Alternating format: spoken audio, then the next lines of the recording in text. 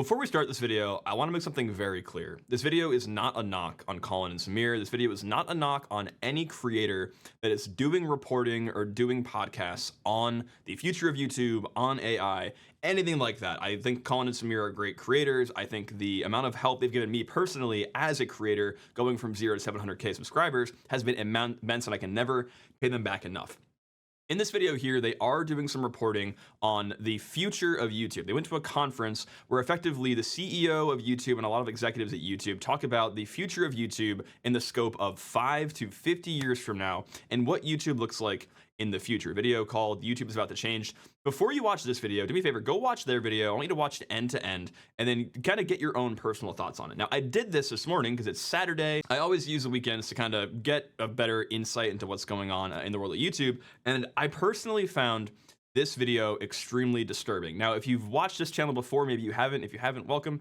You probably know my opinion on AI. I think AI in general is an interesting technology, but the way that companies and the way that investors have been looking on it as like this $5 billion cash grab is sucking the humanity out of the internet. And in particular, as it applies to YouTube, where I think the only remaining plus that YouTube has is the ability for somebody to connect with the creator. I hope that as you watch these videos, you not only take away the content or the technology or the insight that I give you, but also maybe you take away my personal opinion on the thing and use that to maybe connect with me a little bit closer. Now, I want to actually draw a picture real quick before we go too deep into this and describe why I think the future of AI, as Colin and Samir describe it, which we'll talk about here in a second, is so dangerous for the platform. Now, if you remember YouTube in like the 2013 to 2015 era, you had the Casey Neistat, right? The Casey Neistat of the platform, where he was someone you wanted to get personally attached to. You would watch his vlogs to see how his life was going. He didn't teach you how to make $1 million. He didn't teach you how to make your next online startup. And he didn't rush your brain with dopamine. You connected with Casey. And I think this was the beginning of what I call the Casey Mr. Beast roller coaster, right? And one being on the top versus on the bottom is not a testament to the quality or the which one is better or more ethical. I'm just saying on the top here, you have the Caseys, where you are connecting emotionally to a creator.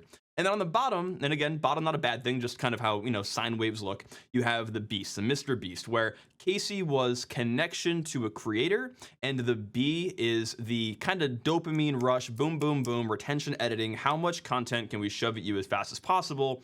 I think they both attack or attach to a different part of like the human psyche of what the human brain wants, depending on what's going on in the world too. I think Casey Neistat did this around the 2016, politics were a little rough during that time. And then Mr. Beast was kind of like during the, we needed stimulation because of how bad COVID did to us and, how much time we spent in our rooms looking for something to kind of stimulate us, right?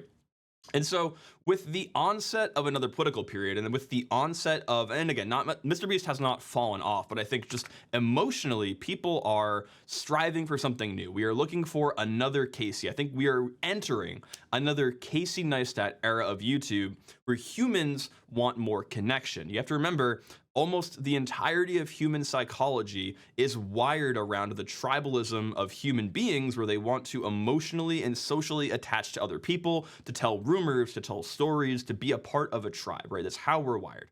And so to see YouTube go in this direction, the bottom of this part of the video here, it says AI takes over, right?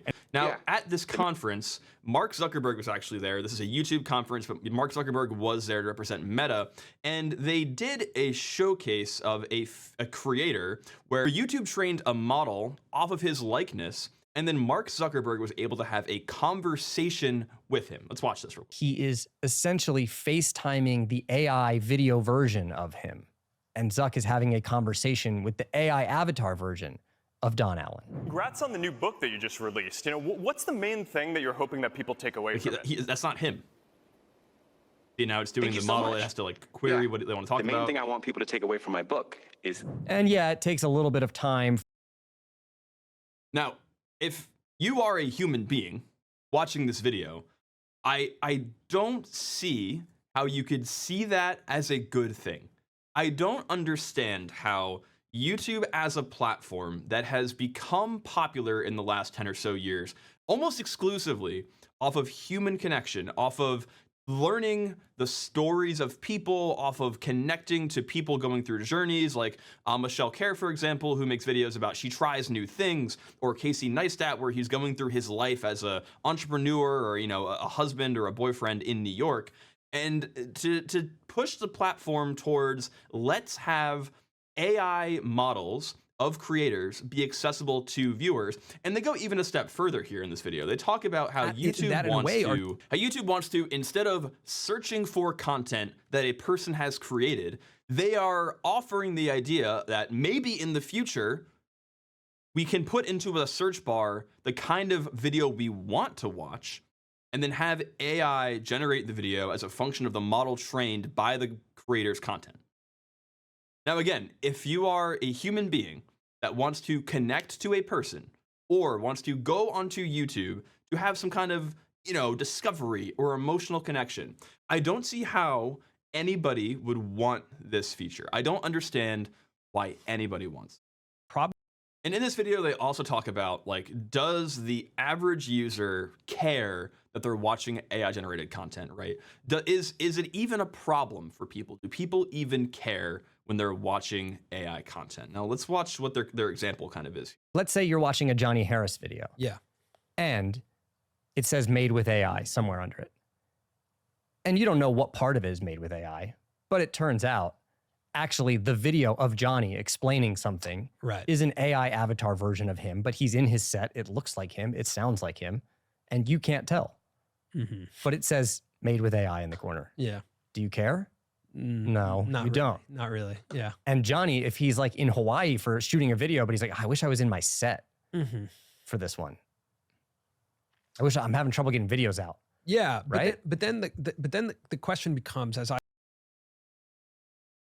100% I would care if I watched a video of a creator that I was emotionally invested into their content, and I went onto YouTube every Thursday for their upload to figure out what their new revelation is, or to figure out what thing they wanted to talk to me about. And I go on there and I see, AI generated content. Okay, maybe one of the backgrounds was AI generated. Maybe they're not actually in Cyberpunk 2077. Or maybe the lamp that they bought isn't actually the lamp, it's like an AI generated model. But if I were to find out that the entire video was generated by an AI model while the creator was on vacation in Hawaii, I would shit my pants.